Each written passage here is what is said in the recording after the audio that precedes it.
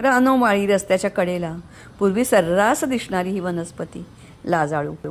तास तिला हात लावायचा मोह होतो आणि मग हिची पानं जणू नमस्कार करावा तशी मिटून घेतात. तिला विविध नावांनी ओळखलं जातं.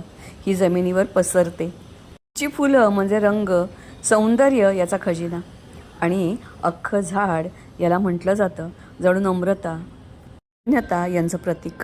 हिला उपमा दिली जाते नवतरुणीची. पांढऱ्या, गुलाबी, फिकट जांभळ्या रंगात दिसणारी हिची फुलं इतर फुलांसारखी भरपूर पाकळ्या असणारी नसतात, तर देठाला लागूनच छोटे छोटे छोटे छोटे असे अनेक पुक्केसर वर येतात. तळाची गडद आणि वर फिके आणि वर एक छोटासा गडद रंगाचा टिपका. उष्णकटिबंधात सर्वत्र आढळणारी. पाऊस होताच मात्र ही दिसेनाशी होते. मात्र हिची मुळं आणि खोडं जमिनीतच लपून राहतात आणि जमीन जर मुद्दामून खणली गेली नाही तर पुन्हा पुढच्या पावसात ती उगवते. अत्यंत गुणकारी औषधी. घराच्या पूर्वेला लावली तर घरात सकारात्मकता वाढवते, परस्परातील प्रेम वृद्धिंगत करते, निगेटिव्हिटी दूर सारते. दुर्वा ज्याप्रमाणे खोडातून वाढत वाढत लांब लांब जातात तशीच ही पण सरपटणारी वनस्पती. हिला कुंडीतही लावता येतं. हिच्या बियांपासून रोपं बनवता येतात. फुलांचं आयुष्य असतं केवळ एकच दिवस. हिला काटे पण असतात आणि ते फार कोणी जवळ येऊन हिला त्रास देऊ नये म्हणजे संरक्षण करतात. फुलांच्या बेचक्यातून अशा मग फळं, बोटा एवढ्या शेंगा त्या असतात वाकड्या, लाजाळू, केसाळू आणि आत ह्या अशा बिया. या बियांचं वैशिष्ट्य म्हणजे यांच्याभोवती एक कवच असतं.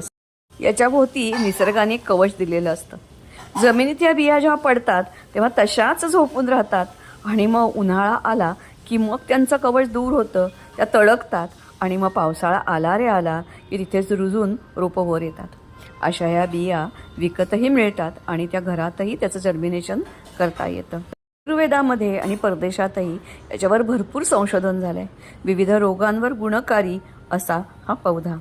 याची पानं थोडी टॉक्झिक असतात म्हणून पाळीव प्राण्याने मात्र थोडं ह्याच्यापासून जरा लांबच ठेवा. शाळेतल्या मुलांना असं ह्याचं स्केच जरूर बनवायला सांगा. धावणारी आणि स्पर्शाला अतिशय संवेदनाशील, पानं मिटून घेणारी अशी जगातील एकमेव वनस्पती आहे असं म्हणतात. जमिनीवर पसरते आणि पावसाचा जोर कमी करते, त्यामुळे मातीची धूप होण्यापासून वाचली जाते. फुलं तुमच्या बागेची शोभा वाढवतात. ही बहुवर्षीय म्हणजे एकदा लावली की अनेक वर्ष टिकणारी अशी वनस्पती आहे.